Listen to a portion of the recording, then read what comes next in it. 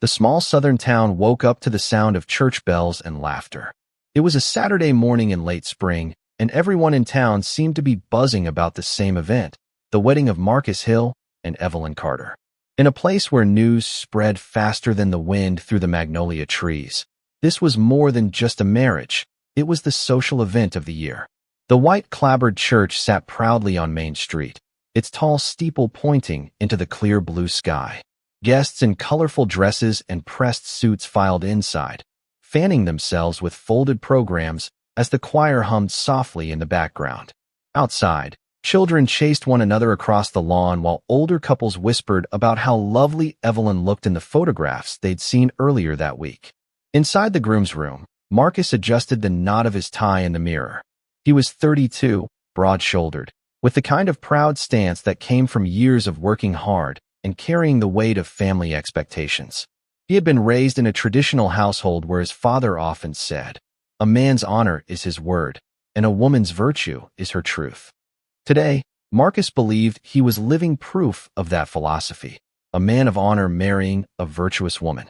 His best man, a lifelong friend, clapped him on the back. "You're one lucky guy, Marcus.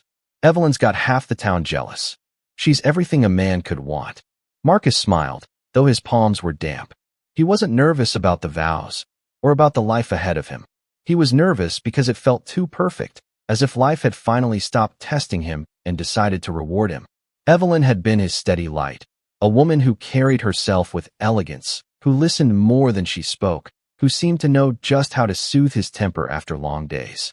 He loved her, or at least the version of her he believed he knew completely. At the other end of the church, Evelyn sat in the bridal room, surrounded by her bridesmaids. Her ivory gown draped elegantly over the chair as she stared at her reflection. She was 28, striking with dark eyes and delicate features framed by soft curls pinned into place. To the world, she looked every bit the radiant bride. But beneath that veil, her chest tightened with a secret she had carried like a locked box for years. One of her bridesmaids whispered, "You look like a queen today, Evelyn. Marcus is going to lose his breath when he sees you." Evelyn forced a smile, her voice barely steady. "I hope so. That's all I want." The organ music began, and the guests stood as the heavy doors opened. Evelyn walked down the aisle, her father at her side, beaming with pride. Marcus's heart thudded in his chest as he saw her. She looked like something out of a dream, draped in light, walking straight toward him as though she were the only person in the world. The vows were exchanged without a hitch. Marcus's voice was strong, his words deliberate. "I promise to love you, to honor you, to keep you, for better or worse, till death do us part." Evelyn's reply trembled slightly, but no one noticed. They were too captivated by the way Marcus pulled her into a kiss afterward, long and certain, the kind that drew applause and even tears from the congregation. Outside, beneath the shower of rice and confetti, the couple was greeted like royalty. Old women pinched Marcus's arm and said, "You did good, son." Men patted his back with envy. Evelyn laughed as children tugged at her gown, calling her princess. The photographer snapped pictures as the newlyweds posed on the church steps, holding hands like they were carved from the same stone. Later, at the reception, the band played old Motown hits as guests swayed and clinked glasses. Marcus's father gave a toast that brought cheers. "My boy has found himself a fine woman, a wife who will stand beside him, make a home with him, and carry on the Hill name with pride." Evelyn's smile froze briefly at those words, but she quickly recovered, lifting her glass and kissing Marcus on the cheek. No one noticed the way her hand trembled against his arm, or the fleeting shadow in her eyes when the guests cheered louder. The night seemed flawless. Friends laughed over plates of barbecue and pecan pie. The bride and groom danced under strings of lights that hung across the reception hall like stars. Every snapshot, every laugh, every toast painted the picture of a perfect love story. By the end of the night, as Evelyn tossed her bouquet and Marcus caught her in his arms with effortless strength, the crowd erupted in joy. To everyone watching, they were the couple who had it all: love, respect, a future that promised children, and a house with a white picket fence.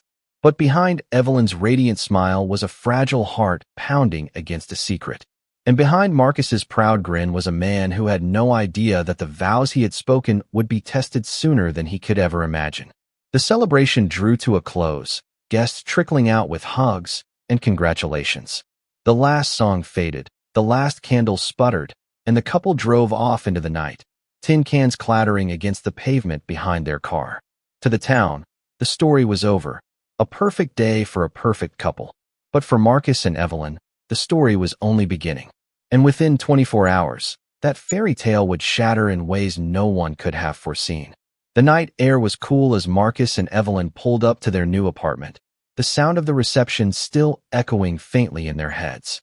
The string of tin cans had long since snapped off the bumper, leaving only the faint scrape marks on the asphalt behind them. Inside the car, Marcus kept Evelyn's hand in his, squeezing it gently as if to say, "We did it. We're finally here." Evelyn smiled, but her eyes betrayed something heavier, something unsaid. The apartment glowed warmly when they stepped inside. Friends had left candles on the table, a bottle of champagne chilling in a silver bucket, rose petals scattered across the floor leading to the bedroom. It was the perfect scene for the start of a married life. Marcus loosened his tie, his voice soft but charged with excitement. "Well, Mrs. Hill, this is it. Just you and me. No more crowds, no more speeches. Finally, we can breathe." Evelyn slipped off her heels and leaned against the doorframe, her gown spilling like silk around her feet. "I've been waiting for this moment too," she whispered, though her tone carried both longing and dread. Marcus stepped toward her, wrapping his arms around her waist. He kissed her deeply, tasting the sweetness of champagne on her lips.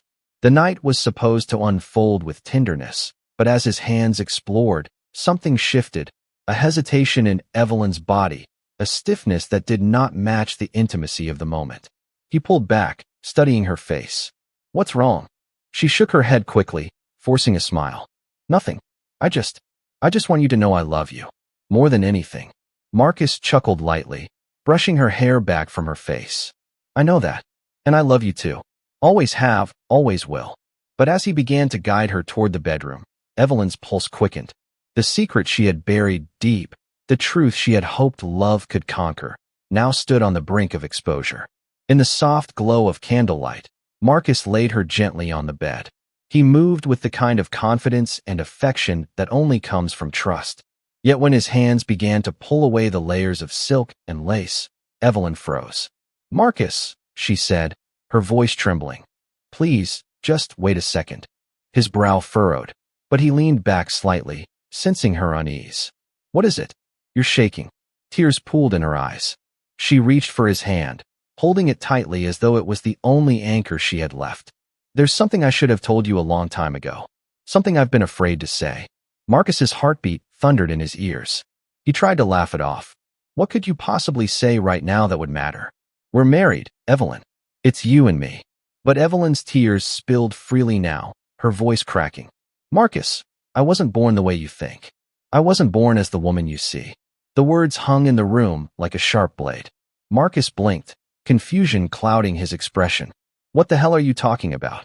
She forced the words out, each syllable cutting her throat like glass. "I was born male. Years ago, I transitioned. I've been living as Evelyn for most of my life, and I never wanted to hurt you. I couldn't risk losing you if you knew." For a long moment, Marcus stared at her as if she were a stranger. His chest heaved, his jaw clenched. Then he laughed, but it was hollow, edged with disbelief. No, that's impossible. You're lying. Tell me this is some kind of sick joke." Evelyn shook her head violently, sobbing. "It's not a joke. Marcus, I love you. Every smile, every kiss, every plan we made, they were all real. I never meant to deceive you. I just wanted to be your wife." He pushed away from the bed as though her touch had burned him. His voice rose, jagged with fury. "You let me stand in front of God and my family. You let me promise myself to you, while you hid this.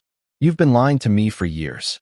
Evelyn crawled forward, reaching for him, her makeup streaking down her cheeks. "Please listen.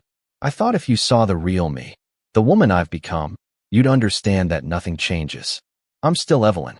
I'm still the person you fell in love with." Marcus's fists tightened at his sides. His voice shook, not just with rage, but with humiliation. "Do you have any idea what you've done to me? To my name? To my family? I'm a joke now. A fool. Everyone will laugh when they find out. No, Evelyn cried out. No one has to know. This doesn't have to change us. Marcus, please, look at me. You know my heart. You know I'm yours. But he couldn't meet her eyes.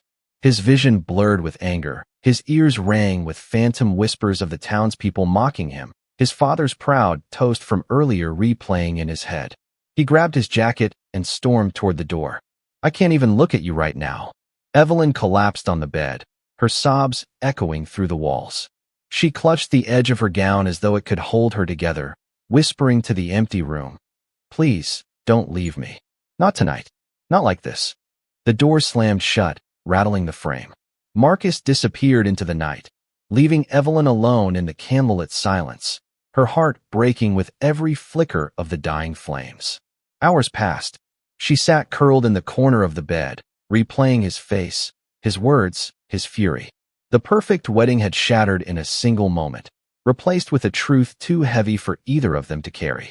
As dawn crept through the blinds, Evelyn pressed her palms together and whispered into the light, "God, please give me one more chance to make him see I'm still the woman he loves." But deep down, she knew that what had been revealed could never be undone. The fairy tale had ended before it had even begun, and the storm had only just started to gather. The first rays of sunlight spilled into the apartment, washing over a room that still smelled of roses and melted candle wax. The champagne bottle sat unopened on the table, its sheen mocking the silence that had swallowed the place whole. Evelyn sat on the edge of the bed, her wedding gown now wrinkled and lifeless, draped over her like a shroud. Her eyes were red from hours of crying, her lips trembling with words she could no longer say. Across town, Marcus sat in his truck outside a 24-hour diner. He hadn't gone home. He hadn't slept. His hands gripped the steering wheel so tightly the knuckles had gone white. Every time he closed his eyes, he saw her face, her tears, her confession. "I was born male." The words replayed like a broken record. He slammed his fist against the dashboard. She lied. She made me a fool. Inside the diner, truckers sipped coffee and flipped through newspapers. Marcus finally stepped in, his tie loosened, his eyes hollow. A waitress named Darla, who'd known him since high school, gave him a puzzled look. "Marcus Hill, shouldn't you be on a honeymoon right about now? Where's that pretty bride of yours?" Marcus froze. Her innocent smile sliced through him. He forced a laugh, shaking his head. "Just needed some air." But Darla leaned closer, her voice playful. "Don't tell me the bride already wore you out." He clenched his jaw, muttered something about being tired, and slid into a booth. But even there, he felt eyes on him. He imagined what they would say if they knew the truth. The great Marcus Hill, the man who married a lie. Back at the apartment, Evelyn tried to keep herself busy. She brewed coffee, though her hands shook so badly she spilled half of it on the counter. She rehearsed words in her head. "I'll explain it better. I'll make him see. He'll understand if I just say it right." But no matter how she shaped them, the words crumbled in her throat. By late morning, Marcus returned. His eyes were bloodshot, his face hard. He said nothing as he walked past her, straight into the bathroom.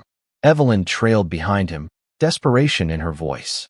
"Marcus, please, can we talk? Just talk. I need you to hear me." He shut the door, his voice muffled but sharp. "There's nothing to say. You lied to me. You lied to everyone."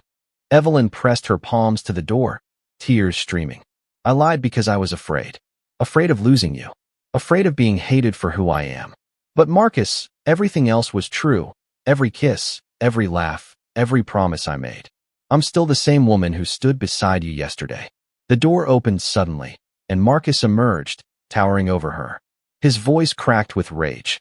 "You are not the same. You made me believe a lie.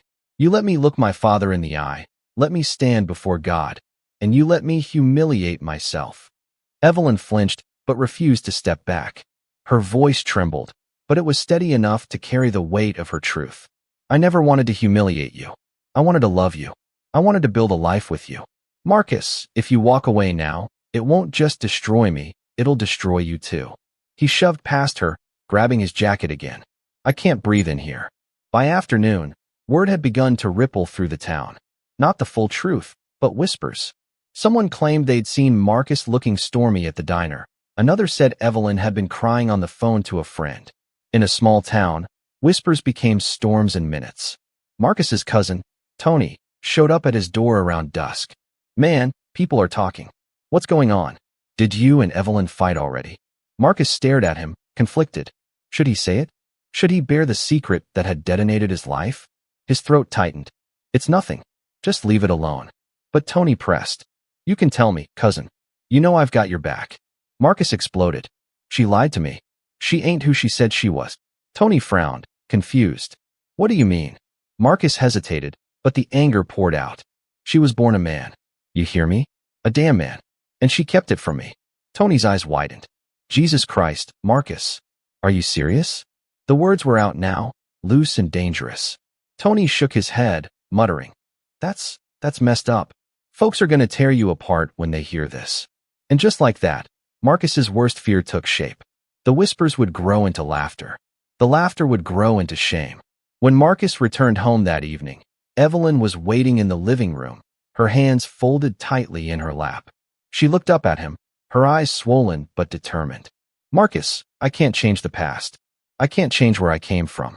But I can promise you, with every breath I take, that I am your wife. I am Evelyn, the woman who loves you, the woman who will fight for you if you let me." Marcus's jaw trembled, his voice raw. "You don't get it. It's not just about me and you anymore. It's about the whole damn world. My father, my friends, this town, they'll never let me live this down. Every time I walk into church, every time I shake someone's hand, I'll hear it in their voices. The laughter, the pity." She stood, moving closer, her hand hovering over his. "Then let's leave. We don't need this town, Marcus. We can go anywhere, start over, build a life where no one knows. Isn't our love worth that?" For a split second, he softened. Her face, her trembling lips, her unwavering devotion. It reminded him of why he had loved her in the first place. But then the image of his father's toast flashed in his mind, and the softness turned to steel. "No," he whispered harshly. "Our love was built on a lie, and lies don't last." Evelyn fell to her knees, clutching his hands desperately. "Please, don't do this. Don't let one secret destroy us. I can't lose you, Marcus. I can't." He pulled his hands free, his eyes dark with rage and pain. "You already lost me." The clock on the wall ticked, marking each second as if it were counting down to something inevitable. Outside, the sun dipped below the horizon, painting the sky in blood-red streaks. Neighbors would later recall hearing raised voices, a crash of furniture, and then silence. But in that moment, behind closed doors, it was still just the two of them, a woman fighting for her love, and a man drowning in his pride and shame. By the end of that 24 hours, the fairy tale had withered into tragedy. The vows spoken so confidently at the altar now echoed like curses in the hollow apartment. And Evelyn, still clinging to hope, whispered into the darkness, "Tomorrow will be better. Tomorrow he'll see." But tomorrow would never come. The apartment was heavy with silence, the kind that hums in the walls long after voices have died down. The clock ticked past midnight. Evelyn sat on the couch, her hands folded tightly in her lap, rocking slightly as if motion alone could keep her heart from collapsing.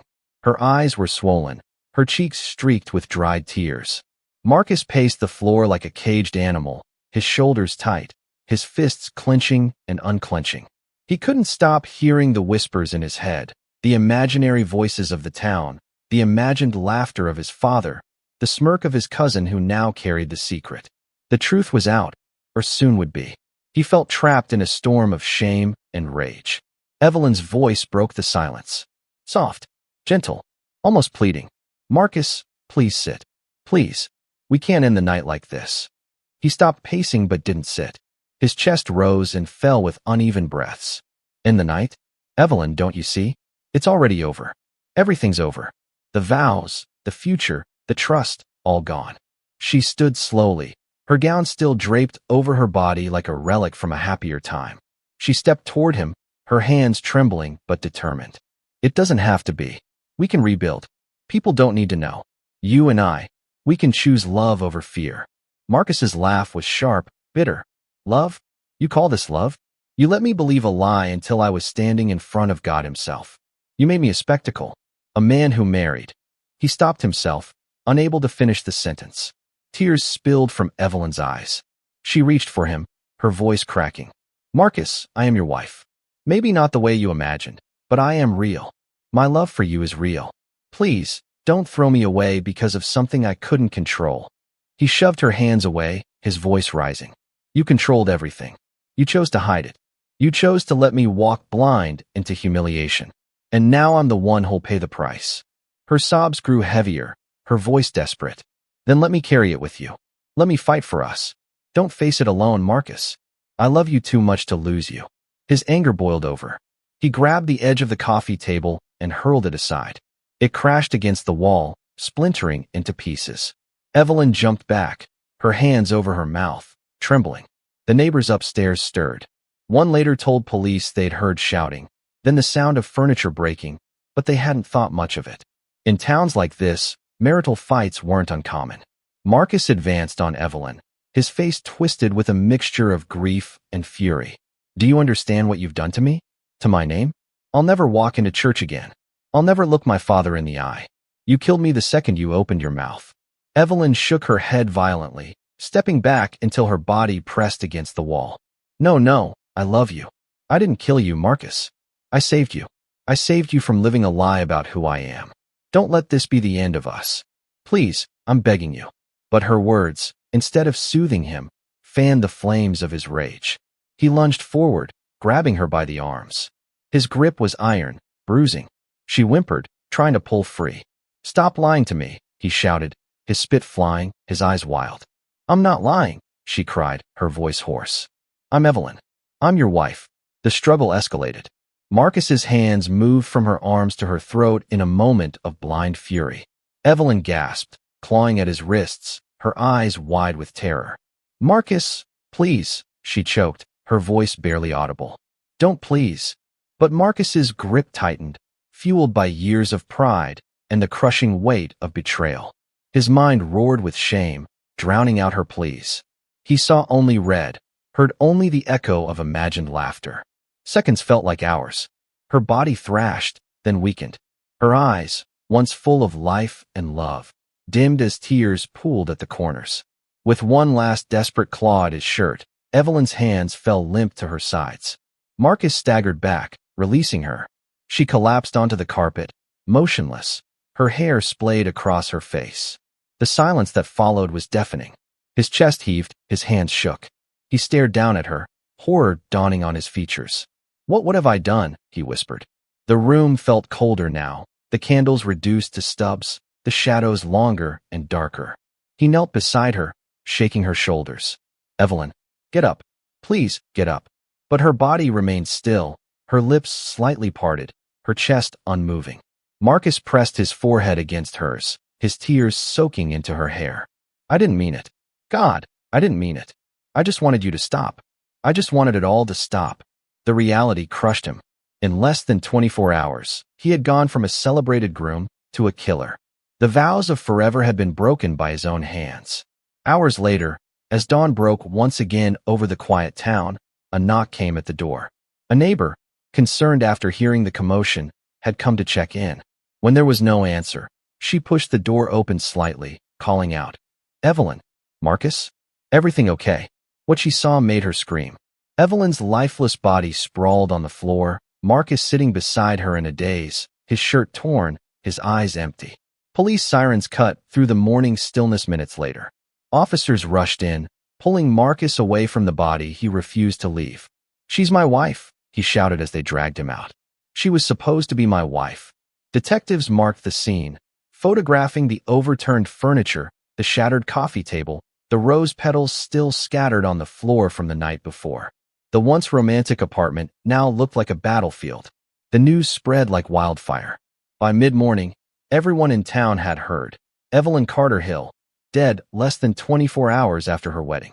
Some whispered it was a fight gone too far. Others speculated about secrets and betrayal. No one knew the full truth yet, but everyone knew the fairy tale had turned into a nightmare. And Marcus, shackled in the back of a patrol car, pressed his head against the glass and whispered the words that would haunt him forever. I didn't mean to kill her. I just couldn't bear the truth. The courthouse smelled faintly of wood polish and old paper. a place where lives were dissected under oath and judged with cold finality. Marcus Hill sat at the defense table, his wrists shackled loosely in front of him, his eyes cast down as though he couldn't bear to meet anyone's gaze. Across the aisle, Evelyn's family filled the gallery. Her mother clutched a handkerchief, her face pale and drawn, while her younger brother stared daggers into Marcus's back. The weight of grief was suffocating, pressing on every corner of the room. The prosecutor, a sharp-eyed woman with a voice that cut like glass, rose to her feet. "Ladies and gentlemen of the jury, this case is not complicated.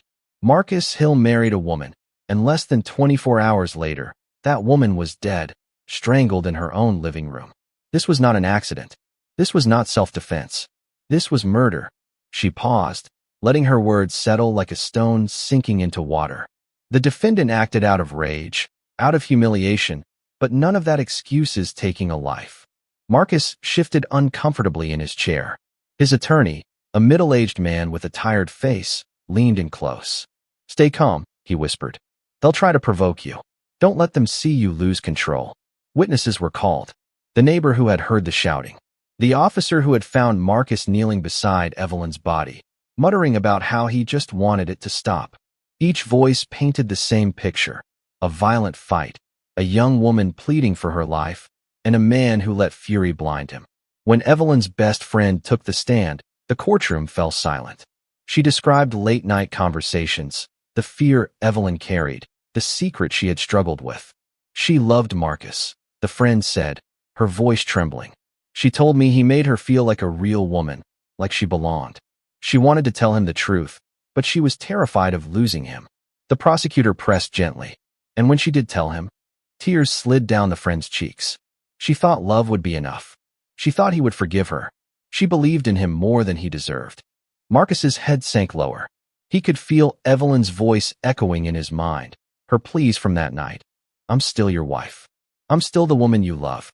The defense tried to counter, painting Marcus as a man caught in a psychological storm. "He acted in the heat of passion," the attorney argued. "He was blindsided by information that shattered his world." It doesn't excuse his actions, but it explains them. He did not plan to kill Evelyn. He did not walk into that apartment with intent. He broke down under pressure. The jury listened carefully, some with folded arms, others with brows furrowed. Heat of passion might lessen a sentence, but it wouldn't erase what had happened. The climax came when Marcus himself took the stand. He rose slowly, chains clinking faintly as he walked to the witness box. His face was pale, his hands trembling as he took the oath. "Mr. Hill," his attorney began gently, "can you tell the court what happened that night?" Marcus's throat tightened. His voice was hoarse when he finally spoke. "I loved her. God help me, I loved her. When I married her, I believed every word I said at that altar. But when she told me the truth, I felt like my whole life had been ripped away. I heard laughter in my head, imagined my father, my friends, the whole town mocking me. I wasn't thinking. I wasn't myself." The prosecutor's voice cut in, sharp and merciless. "So you killed her?" Marcus's lips trembled. "I didn't mean to. I swear I didn't mean to. I just wanted her to stop saying those words, to stop making me feel like everything I believed was a lie. I lost control." Gasps rippled through the gallery. Evelyn's mother sobbed openly, her cries echoing against the wooden walls. The prosecutor leaned forward, her eyes unyielding. "But she did stop, didn't she, Mr. Hill? She stopped breathing. Because you made sure of it." Marcus's shoulders crumpled under the weight of the words. He couldn't bring himself to deny it. His silence was as loud as a confession. The jury deliberated for hours, though to everyone in the room, the outcome already seemed certain. Marcus sat motionless, staring at his hands, while his attorney paced nervously. Outside, news crews swarmed the courthouse steps, broadcasting the trial across the state. The town's shame, its whispers and judgments, had become national spectacle. When the jury returned, the courtroom braced itself. The foreman stood, holding the slip of paper like it weighed 1,000 pounds. "We, the jury, find the defendant, Marcus Hill, guilty of second-degree murder." Evelyn's family wept, some in relief, others in anguish. Marcus's own parents sat rigid, their faces hollow. The father who once toasted proudly to his son's marriage now couldn't even lift his head. The judge, an older man with sorrow etched into the lines of his face, addressed Marcus directly. You took a life that trusted you, that believed in your love. No humiliation, no shame, no fear justifies what you did. This court sentences you to life in prison, with the possibility of parole after 30 years. The gavel struck. The sound reverberated like a gunshot through the room. As deputies led Marcus away, he turned his head once, just once, toward the gallery. He saw Evelyn's mother clutching a photo of her daughter, her tears soaking into the frame. He saw Evelyn's brother glaring at him, hatred burning in his eyes. And in that moment, Marcus finally understood. He had destroyed not just a marriage, but an entire family, an entire community's sense of safety. He whispered under his breath, so soft only he could hear it. I loved you, Evelyn. I just couldn't handle the truth. The chains rattled as he disappeared through the side door, swallowed by the justice system. The courtroom emptied slowly, leaving only the echo of grief and the shadow of what might have been. Outside, the sun blazed down on the courthouse steps, indifferent to the ruin left behind. Reporters scribbled notes, cameras flashed, and townspeople shook their heads in disbelief. The fairy tale wedding that had begun with white dresses and champagne had ended in handcuffs and tears, a cautionary tale whispered in every corner of the town. And somewhere, perhaps, Evelyn's voice lingered, not in rage, not in accusation, but in sorrowful love. I just wanted to be your wife. I just wanted to be loved. The prison bus rumbled down the highway, carrying Marcus Hill away from the life he once knew. Shackled and silent, he kept his forehead pressed to the cold glass, watching fields blur into endless green. Behind him, his town was still buzzing with disbelief, still reeling from the whirlwind of love, lies, and death. The man who had walked down the aisle as a groom less than a week ago was now a convicted murderer. In the town square, Evelyn's face stared back from candles, flowers, and photographs stacked at the foot of the church steps. The same place where cheers and confetti had rained down days earlier now bore the weight of mourning. Women clutched their daughters tighter, whispering prayers. Men stood with their hats in hand, shaking their heads. To them, Evelyn had been a mystery, gentle, elegant, smiling. Now she was a ghost, her name spoken with both sorrow and controversy. At her funeral, the pews overflowed. Friends and neighbors came dressed in black, their faces streaked with tears. Evelyn's mother sat in the front row, clutching a framed photo of her daughter in her wedding dress. Her sobs carried across the sanctuary as the pastor spoke. Evelyn Carter Hill was more than the way her life ended. She was a daughter, a sister, a friend, and above all, a woman who loved with her whole heart. The congregation murmured their amens, though some sat stiffly, exchanging uneasy glances. For all the sympathy in the room, there were still whispers of secrets, of truths that made some uncomfortable. But grief outweighed judgment that day. Evelyn was gone, and the reasons no longer mattered to those who loved her. Marcus's absence at the funeral was deafening. His parents sat several rows back, their heads bowed, unable to look anyone in the eye. His father's shoulders sagged beneath the weight of shame. The proud man who had toasted his son's new bride days earlier now sat hollow, muttering prayers under his breath. In the weeks that followed, the story spread beyond the town. Newspapers picked it up, first local, then statewide, then national. Bride dead 24 hours after wedding, the headlines screamed. Talk shows debated the case, some calling Marcus a monster, others pointing to fear, pride, and prejudice as the true culprits. Evelyn's name became a symbol, her story dissected in living rooms across America. But in her hometown, the story was not about headlines. It was about an empty chair at Sunday dinner. It was about a mother who woke each morning reaching for a daughter who would never come home. It was about a community forced to confront its own silence. The jokes whispered about people who lived differently, the glances cast in judgment, the weight of tradition that had crushed two lives in one violent night. For Marcus, prison was not silence but noise. The clang of bars, the endless footsteps of guards, the muttered voices of men who had also thrown their lives away. He spent hours replaying the night in his head, hearing Evelyn's final words, "I'm your wife. I'm still the woman you love." The memory gnawed at him, sometimes waking him from sleep in a cold sweat. He told himself he hadn't meant to kill her, but intent didn't change the outcome. The woman he once swore to protect was dead, and his hands had taken her breath away. In moments of rare honesty, Marcus admitted to himself that it wasn't only Evelyn's lie that had destroyed them. It was his pride, his fear of judgment, his inability to love her through the truth. In another life, perhaps, he might have chosen differently. But in this one, he sat behind steel bars, the rest of his years measured in court calendars and parole hearings. The town moved forward, but not without scars. The story of Marcus and Evelyn became a cautionary tale told in hushed tones, a reminder that secrets can destroy, but so can shame. For some, Evelyn became a martyr, her name invoked in conversations about acceptance and love. For others, she remained a figure of controversy, her truth too uncomfortable to embrace. Yet the image that endured, the one burned into the memory of everyone who had been there, was of her walking down the church aisle in a white gown, her face radiant with hope. That moment, fleeting as it was, captured the woman she believed herself to be, loved, chosen, whole. Years later, the church bells still rang each Sunday, the same bells that had once celebrated her vows. And each time they echoed across the town, those who remembered her could not help but think of Evelyn Carter Hill, a woman whose greatest desire was simple, yet devastatingly out of reach. She just wanted to be loved without condition. The world had denied her that love, and Marcus had silenced it forever. But in the hearts of those who mourned her, Evelyn's voice lived on, fragile, hopeful, and eternal. I just wanted to be your wife.